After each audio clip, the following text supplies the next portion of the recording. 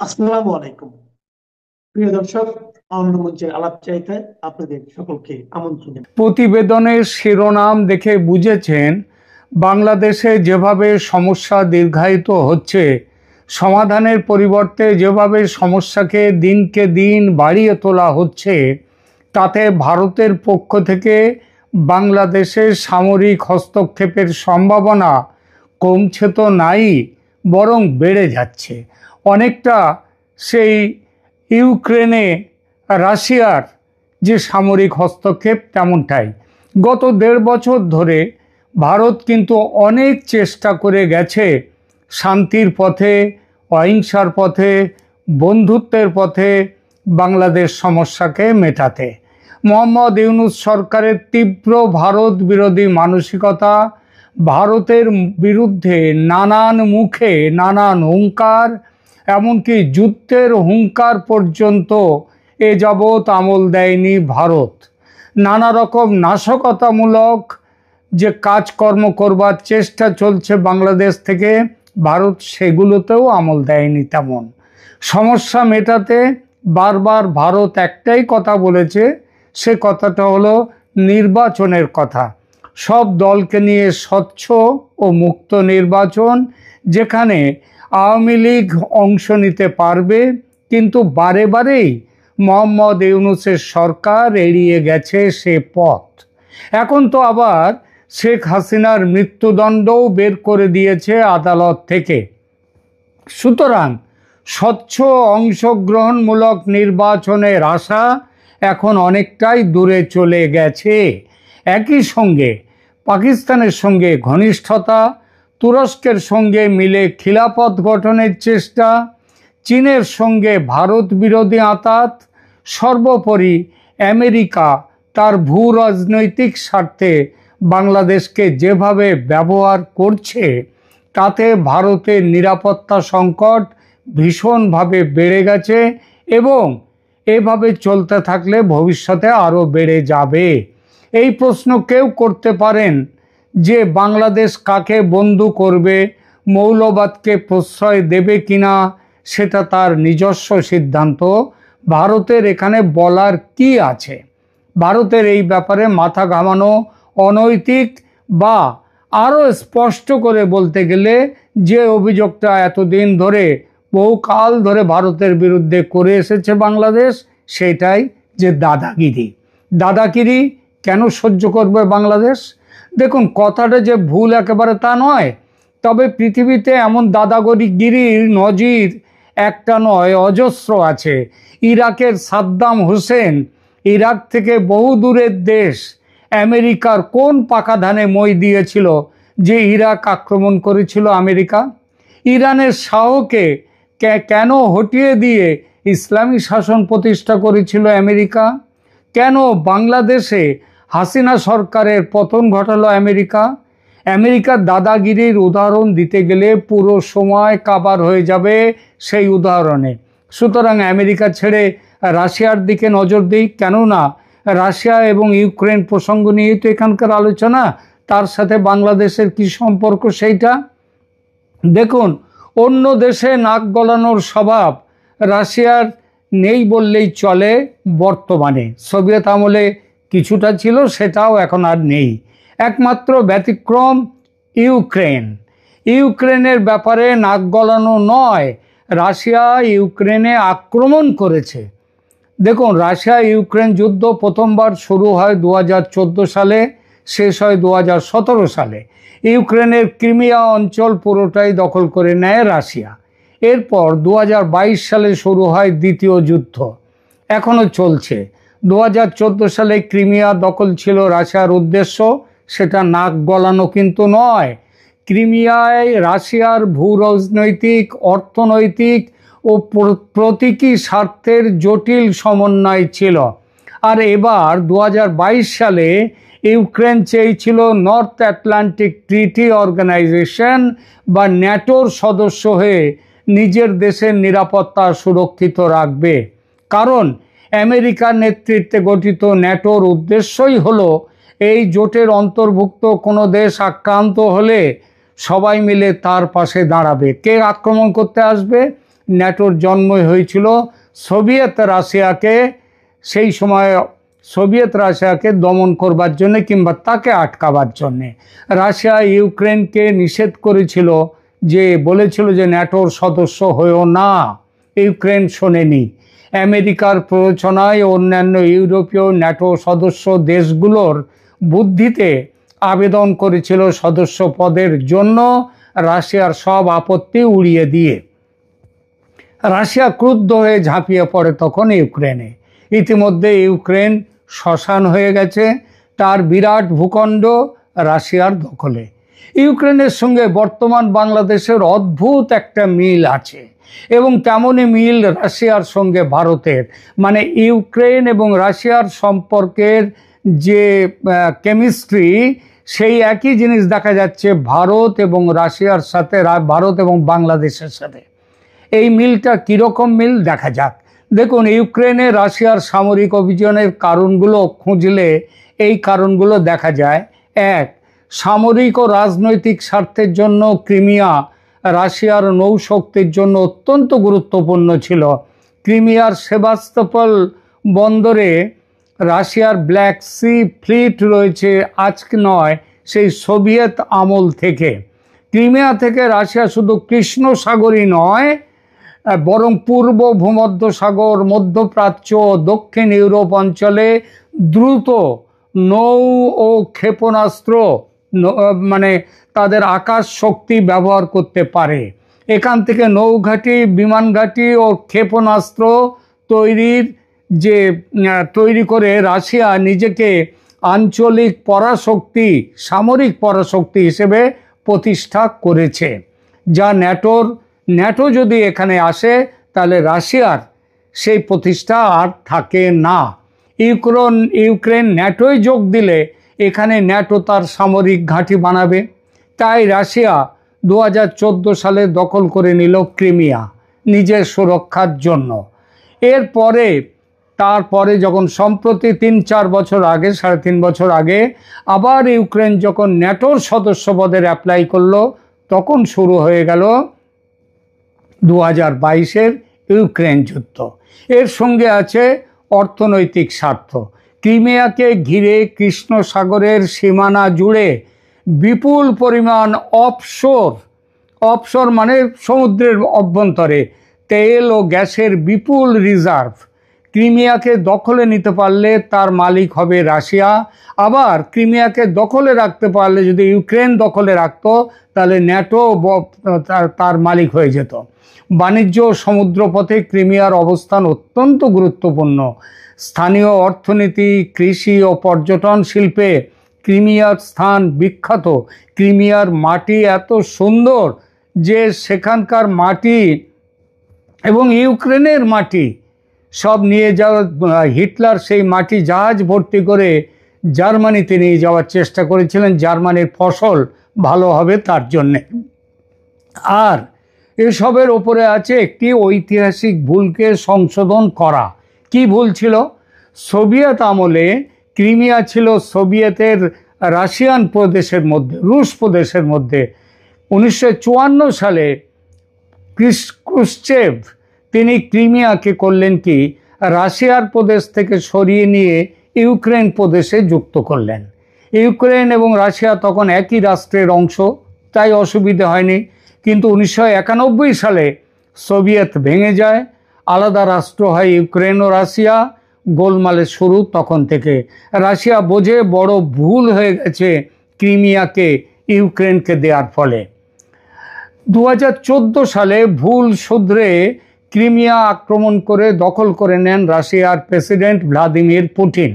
তারপর একটি গণভোটের মাধ্যমে ক্রিমিয়ার জনগণ বলে তারা রাশিয়ার অংশ হয়ে থাকতে চায়, এবং তখন থেকেই ক্রিমিয়া রাশিয়ার মধ্যে চলে গেছে। এই প্রসঙ্গে এটাও বলার, ক্রিমিয়ার জনগণের বড় অংশ রাশিয়ান এবং তাদের মাতৃভাষা কিন্তু রুশ। 2022-এ রাশিয়া যে আক্রমণ করলো ইউক্রেন, তার বড় কারণ ইউক্রেন প্রেসিডেন্ট জেলেনস্কির রুশ বিরোধী অবস্থান, ন্যাটোর সদস্য পদের আবেদন। রাশিয়া তার নিরাপত্তার স্বার্থে তখন ইউক্রেন আক্রমণ করলো। সারা পশ্চিমী দুনিয়া রাশিয়ার বিরুদ্ধে জোট বেঁধে ইউক্রেনকে সামরিক, অর্থনৈতিক সব রকম সাহায্য দিয়ে তারপরে রাশিয়ার বিরুদ্ধে একের পর এক নিষেধাজ্ঞা বা স্যাংশন জারি করেও দমাতে পারা যায়নি রাশিয়াকে। এখন শান্তি চুক্তি করতে তৎপর আমেরিকা ও ইউরোপের বাকি দেশগুলো। রাশিয়া ইতিমধ্যে ইউক্রেনের বিরাট ভূখণ্ড, দক্ষিণ পূর্ব ইউক্রেনের বিরাট ভূখণ্ড দখল করে নিয়েছে। বলেছে যে চুক্তি হোক না কেন, জমি দখল করা জমি রাশিয়া ছাড়বে না। ইউক্রেনের এই পরিস্থিতির সঙ্গে বাংলাদেশের অদ্ভুত মিলগুলোকে এবার লক্ষ্য করুন। এক এক করে সেই মিলগুলোর কথা খুব ছোট্ট করে বলি। প্রথমত, দুই দেশের পুরনো সম্পর্ক, যেমন ইউক্রেনে রাশিয়া আগে একটাই দেশ ছিল, বাংলাদেশ আর ভারতও তাই, একটাই দেশ ভারতবর্ষ। ইউক্রেনকে স্বাধীনতা দিয়ে আলাদা দেশ করে দেয় সোভিয়েত রাশিয়া। বাংলাদেশের স্বাধীনতার মূলেও ছিল কে? বাংলাদেশের স্বাধীনতার মূলেও ছিল ভারতের ভূমিকা। ভারত এবং বাংলাদেশের অর্থনীতিতে এবং যোগাযোগ ব্যবস্থায় এতটাই পরস্পর নির্ভরতা যে এটা ভাঙতে হলে ক্ষতি দুই দেশেরই। আমেরিকার মদতে ন্যাটো জোটের হয়ে ইউক্রেন গিয়েছিল রাশিয়ার বিরুদ্ধে, আর সেই আমেরিকার মদতে বাংলাদেশ আবার পাকিস্তানের সঙ্গে জোট বেঁধেছে ভারতের বিরুদ্ধে। ভারত তো এটা সহ্য করবে না, যেমন ইউক্রেনের ব্যাপারেও রাশিয়া সহ্য করেনি। ক্রুশ্চেভ ক্রিমিয়া নিয়ে ভুল করেছিলেন, একই ভুল ভারতের সীমানা নির্ধারণে করে গিয়েছেন সেই ব্রিটিশ র্যাডক্লিফ সাহেব 1947 সালের দেশভাগের সময়। শিলিগুড়ি করিডোরের মতো সরু ভূখণ্ডের সঙ্গে সেভেন সিস্টার্সকে জুড়ে দেওয়াটাই ছিল বড় ভুল। কিংবা ত্রিপুরার সঙ্গে সমুদ্রপথ যুক্ত না করেও তিনি ভুল করে গিয়েছিলেন। এই সব সত্ত্বেও ভারত এতদিন চুপ ছিল।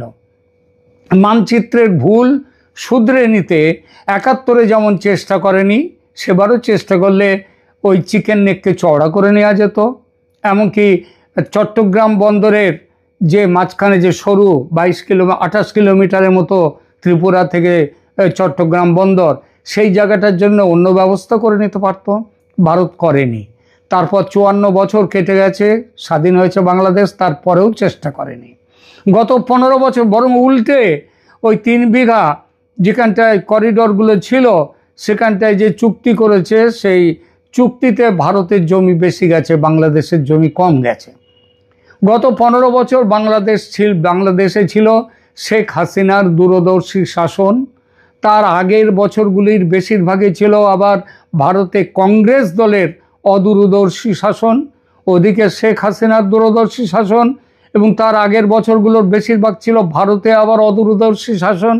তাই মানচিত্রে হাত পড়েনি দুই দেশের। কিন্তু এখন ভারতে মোদির শাসন। তিনি আবার পুতিনের মতোই অনেকটাই রাফ অ্যান্ড টাফ।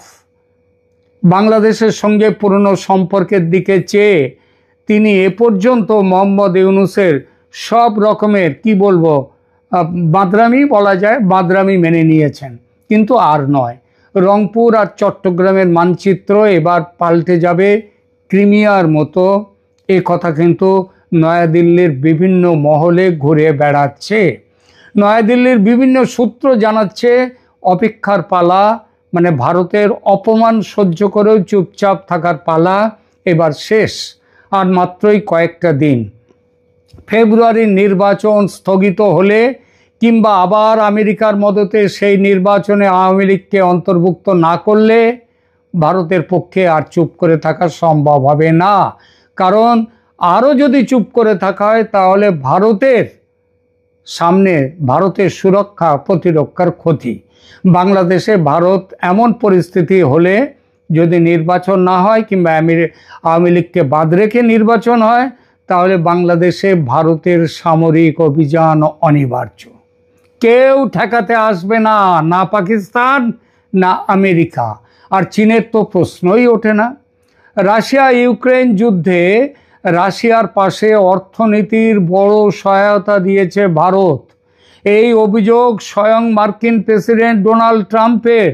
তিনি বলেছেন রাশিয়া ইউক্রেন যুদ্ধ চালিয়ে যেতে পারছে এই জন্যেই যে ভারত বিপুল পরিমাণ তেল কিনছে রাশিয়া থেকে, তার জন্যই তাদের অর্থের অসুবিধে হচ্ছে না। এবার বাংলাদেশে ভারতের সামরিক অভিযান হলে রাশিয়া তার ঋণটা শোধ করে দেবে। ভারতের পাশে পাহাড়ের মতো দাঁড়িয়ে থাকবে রাশিয়া। ৭১-এর স্বাধীনতা সংগ্রামে আমেরিকার সপ্তম নৌবহরকে বঙ্গোপসাগরে আসতে দেয়নি, ঘেঁষতে দেয়নি রাশিয়া। এবারেও তাই হবে। রাশিয়া এবারও পাশে। ইতিহাস এভাবেই ঘুরে ফিরে আসে।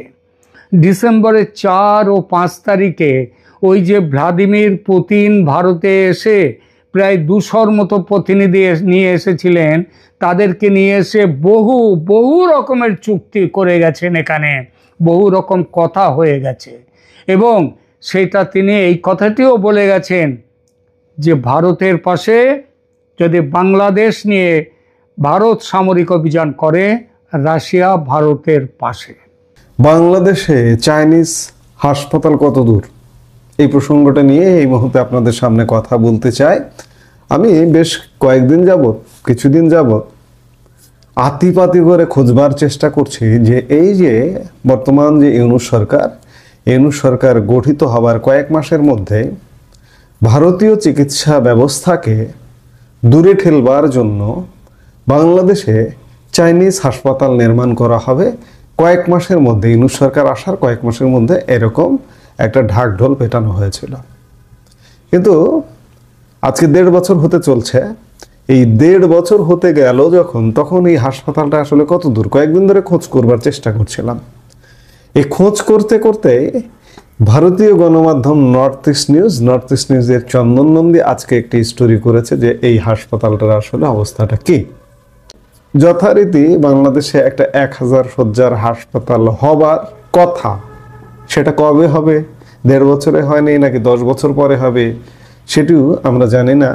নর্থ ইস্ট নিউজ স্টোরিটা করবার প্রয়াস পেয়েছে গতকাল বাংলাদেশের পররাষ্ট্র উপদেষ্টা তৌহিদ হোসেন প্রকল্প এলাকায় ভিজিটে গিয়েছিলেন। এই প্রকল্প এলাকা ভিজিট করবার জন্যই আজকে খবর এসছে যে আসলে হাসপাতালটার অবস্থাটা কি। হাসপাতালটি China aerospace planning and design group limited দ্বারা নির্মিত হবে। Aerospace planning and design group নির্মাণ করবে হাসপাতাল, এটা একটা প্রশ্নবিদ্ধ ব্যাপার। ডক্টর ইউনূসের নেতৃত্বাধীন অন্তর্বর্তী সরকার ভারতের সীমান্তবর্তী রংপুর বিভাগের নীলফামারী জেলায় একটি হাসপাতাল নির্মাণের জন্য একটি চীনা বিমান প্রকৌশলী কোম্পানিকে বেছে নিয়ে ঝুঁকিপূর্ণ পথ বেছে নিয়েছে বলে মনে হচ্ছে। পশ্চিমবঙ্গের কোচবিহার জেলার ভারতীয় সীমান্তবর্তী জেলা নীলফামারী কাছাকাছি 7 নভেম্বর নর্থ ইস্ট নিউজ কর্তৃক প্রাপ্ত বাংলাদেশ স্বাস্থ্য মন্ত্রণালয়ের একটি নথিতে বলা হয়েছে যে চীন সরকার China aerospace planning and design group company লিমিটেডকে নিয়োগ করেছে, যারা বাংলাদেশ চীন ফ্রেন্ডশিপ জেনারেল হাসপাতাল প্রকল্পের জন্য জমি নির্ধারণের জন্য প্রযুক্তিগত আলোচনা, সাইট পরিদর্শন পরিচালনায় অংশগ্রহণ করছে। এখনো পর্যন্ত জমি নির্ধারণ কিন্তু হয়নি। আমি 2-1 দিনের মধ্যে একটা ভিডিওতে বলেছিলাম যে একটা ইট পর্যন্ত পড়েনি। যেখানে জমি নির্ধারণ হয়নি সেখানে ইট পড়বে কেন? বাংলাদেশ সরকারের সিদ্ধান্তের কৌতূহল উদ্দীপক দিক হলো একটি হাসপাতাল এমন একটি কোম্পানি দ্বারা নির্মিত হবে যারা প্রকৃতপক্ষে মহাকাশ পরিকল্পনা এবং নকশার সাথে জড়িত। গভীর অনুসন্ধানে জানা গেছে যে China aerospace planning and design group company limited হলো aviation industry corporation of China এর একটি সহায়ক সংস্থা, যা বিমান চলাচলের উপর কেন্দ্রীভূত এবং গবেষণা ও উন্নয়ন থেকে শুরু করে পরিচালনা এবং উৎপাদন থেকে শুরু করে অর্থায়ন পর্যন্ত অনেক ক্ষেত্রে গ্রাহকদের সম্পূর্ণ মূল্য শৃঙ্খল পরিষেবা প্রদানে সক্ষম। বাংলাদেশের অন্তর্বর্তীকালীন সরকার নির্মাণ কাজটি China aerospace planning and design group company লিমিটেডকে দেওয়ার আগে যথেষ্ট পরিকল্পনা করেছে, যাকে নথিতে চীনা সরকার কর্তৃক নিযুক্ত ঠিকাদার হিসেবে বর্ণনা করা হয়েছে। প্রকল্পের জমি নির্ধারণের জন্য China aerospace planning and design group company লিমিটেডের একটি প্রতিনিধি দলের কারিগরি আলোচনা সাইট পরিদর্শনের জন্য প্রয়োজনীয় সহযোগিতা প্রদানের জন্য একটি কারিগরি দল গঠন করা হয়েছে। স্বাস্থ্য মন্ত্রণালয়ের একজন উপসচিব স্বাক্ষরিত নথিতে বলা হয়েছে। আরো আকর্ষণীয় বিষয় হলো যে বাংলাদেশের পররাষ্ট্র মন্ত্রণালয়ের উপদেষ্টা তৌহিদ হোসেন গতকাল 7 ডিসেম্বর প্রকল্পস্থল পরিদর্শন করেছেন। মানে যে এলাকায় সম্ভাব্য হাসপাতালটা হবে সেই এলাকায় তৌহিদ হোসেন ভিজিটে গিয়েছিলেন। চীনা কোম্পানিটি নীলফামারীতে যার একটি হাসপাতাল নির্মাণ করবে বলে ধারণা করা হচ্ছে। এই পরিদর্শনকালে তৌহিদ হোসেন বিএসএফ এর কথিত সীমান্ত হত্যাকাণ্ডের নিন্দা করার জন্য বলেন, চিকেন নেক ভারতের, আমাদের নয়। আমরা ভারতের চিকেন নেক দখল করতে যাচ্ছি না। চীনের সাথে ভারতের বিভিন্ন সম্পর্ক রয়েছে, তারা এই বিষয়ে চিন্তিত হতে পারে। এটি আমাদের উদ্বেগের বিষয় নয়। আমি মনে করি না যে ভারত এবং চীনের আমাদের সাথে যে সম্পর্ক রয়েছে তার সাথে চিকেন নেকের কোনো সম্পর্ক আছে। বাংলাদেশের উত্তরাঞ্চল বিশেষ করে রংপুর বিভাগ ভারতীয় সামরিক গোয়েন্দা এবং নিরাপত্তা সংস্থাগুলির নজরে এসেছে। 14 October major general Kundan Kumar Singh এর নেতৃত্বে 3 সদস্যের সামরিক গোয়েন্দা কর্মকর্তাদের একটি দল বাংলাদেশ সফর করে এবং স্বাগতিক দেশের সেনাপ্রধান জেনারেল ওয়াকারুজ্জামানের সাথে উদ্বেগের ক্ষেত্রগুলির ডোসিয়ার ভাগ করে নেয়। বাংলাদেশ বিমান বাহিনী এবং আর্মি এভিয়েশন গ্রুপ লালমনিরহাট বিমান ঘাঁটিতে একটি বিশাল আধুনিক হ্যাঙ্গার এবং অন্যান্য সুযোগ সুবিধা নির্মাণে সহযোগিতা করেছে। ঠাকুরগাঁও বিমান ঘাঁটিতে একটি নতুন কম্পাউন্ড ওয়াল তৈরি হলেও নীলফামারীতে তথাকথিত হাসপাতাল, যা একটি চীনা মহাকাশ পরিকল্পনা এবং নকশা সংস্থা দ্বারা নির্মিত হবে, ভারতীয় প্রতিরক্ষা এবং নিরাপত্তা প্রতিষ্ঠানগুলোর উদ্বেগ বাড়িয়ে তুলবে। নাম প্রকাশে অনিচ্ছুক বাংলাদেশের নিরাপত্তা বিশেষজ্ঞরা আশঙ্কা করছেন যে হাসপাতালটি এমন একটি স্থাপনার আড়াল হতে পারে যা আসলে সামরিক বিমান সম্পদ উন্নয়নে নিযুক্ত হতে পারে। নয়াদিল্লি সূত্র জানিয়েছে, ভারতীয় নিরাপত্তা সংস্থা নীলফামারীতে কি ঘটছে তার উপর গভীর নজর রাখছে, যা সৈয়দপুরের কাছাকাছি। ভারতীয় এমআই অফিসাররা বাংলাদেশে থাকা সত্ত্বেও জেনারেল জামান এবং কমপক্ষে একজন lieutenant general 16 October Lalmonirhat, Thakurgaon, Nilphamari এবং সৈয়দপুর সহ উদ্বেগজনক এলাকাগুলির কয়েকটির আকাশপথে সফরে গিয়েছিলেন। এছাড়াও ভারতীয় এমআই অফিসারদের উপস্থিতি, লালমনিরহাটে হ্যাঙ্গারের নির্মাণ কাজ চালিয়ে যাওয়া এবং নীলফামারীতে তথাকথিত হাসপাতাল প্রকল্পের জন্য জমি প্রদান থেকে বাংলাদেশি সামরিক প্রতিষ্ঠানকে বিরত রাখতে পারেনি। লালমনিরহাট বিমান ঘাঁটির উন্নয়নের প্রতিক্রিয়ায় ভারতীয় প্রতিরক্ষা সংস্থা পশ্চিমবঙ্গের উত্তর দিনাজপুরের চোপড়া, বিহারের কিষানগঞ্জ এবং আসামের ধুবড়ী জেলার বামুনিতে 3টি নতুন সেনাঘাঁটি স্থাপনের সিদ্ধান্ত নেয়। আসলে ভারতীয়রা মনে করছে বাংলাদেশে একটি চাইনিজ হাসপাতালের আড়ালে ভিন্ন কিছু হচ্ছে, নইলে একটি মহাকাশ পরিকল্পনা এবং নকশার সাথে জড়িত প্রতিষ্ঠান হাসপাতাল নির্মাণের দায়িত্ব পাবে কেন? এই জন্যই আমি কয়েকদিন ধরে খুঁজছিলাম যে বাংলাদেশে যে 1000 শয্যার হাসপাতালটা হলো, এই হাসপাতালটা আসলে কি সেবা দিল এই 1.5 বছরে, কিংবা 1.5 বছরে তো এটা হওয়ার কথা নয়। যে সময় থেকে আলাপ আলোচনা শুরু হয়েছিল, যেমন আলাপ আলোচনা মনে হচ্ছিল যে ডক্টর ইউনূস সরকারের সময়ই এটার নির্মাণ কাজ পর্যন্ত হয়ে যাবে, কিন্তু সত্যিকার অর্থে এখনো পর্যন্ত ল্যান্ডই ঠিক হয়নি, আর ইট পড়া তো দূরের কথা। এবং হাসপাতালের আড়ালে শোনা যাচ্ছে যে ভিন্ন কিছু, যেহেতু এখানে মহাকাশ পরিকল্পনা এবং নকশার সাথে জড়িত প্রতিষ্ঠানকে দিয়ে এই কাজটা করা হচ্ছে। আসলে কি হচ্ছে?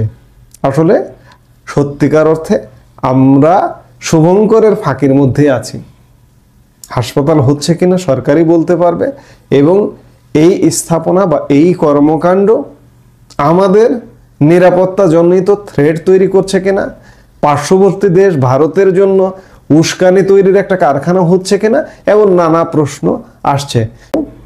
হাসপাতাল টাসপাতাল কিচ্ছু নয়, ভিন্ন কিছুরই একটা নিশানারই ইঙ্গিত দিল ভারতীয় গণমাধ্যম নর্থ ইস্ট নিউজ। এই মুহূর্তে এ পর্যন্তই। সবাই ভালো থাকুন, সুস্থ থাকুন।